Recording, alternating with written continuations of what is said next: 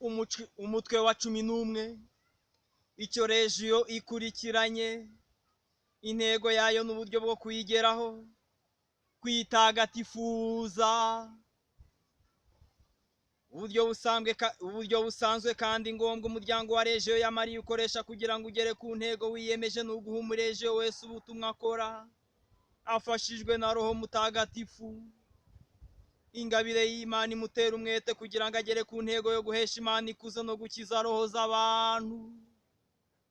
Bityo rero kwitagatifuza regiyo ishyira imbere mu banyamuryango bayo n'uburyo bw'ibanze ikoresha bwo kurangiza imirimo yayo. Genda uwo muzabibu mukaba amashami, uba rero muri jye nanjye nkaba muri we, yera imbuto nyinshi, kuko tutari kumwe ntacyo mwashobora.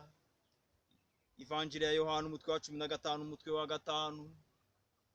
Ukwemera guhamya iyo kiliziya itunganye rwose nk'uko byasobanuwe n'inyigisho z'inama nkuru ya kiliziya. Koko rero Kristo umwana w'Imana wamamazwa kuba nyir'ubutagatifu wenyine, hamwe n'Imana Data na Roho Mutagatifu yakunze kiliziya nk'umugeni we, maze arayitangira kugira ngo ayihe ubutungane busesuye. Yunze ubumwe nayo, ayigira nk'umubiri we, ayisendereza ingabire ya Roho Mutagatifu kugira ngo iheshe Imana ikuzo. Niyo mpamvu abayoboke ba kiliziya bari mu nzego z'ubuyobozi n'abayoborwa bose bahamagariwe kuba intungane, nk'uko Pawulo Mutagatifu abivuga agira ati: dore icyo Imana ibashakaho nuko mwaba intungane. Baruwa yandikiye Abanyatesalonike ya mbere umutwe wa 4 umurongo wa 3, n'iy'Abanyafezi umutwe wa 1 umurongo wa 4. Ubwo butungane bwa kiliziya ntibuhema kwigaragaza, ndetse bugomba kwigaragaza mu bukungahare bw'ingabire ya Roho Mutagatifu irambukira mu bayoboke ba kiliziya.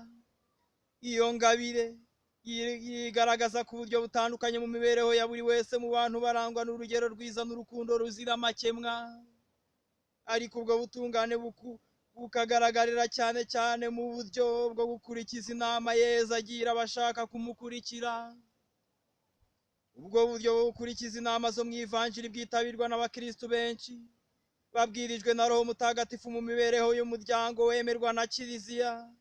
N'ubuhamya bw'ikirenga n'urugero rw'agatangaza rw'ubwo butungane.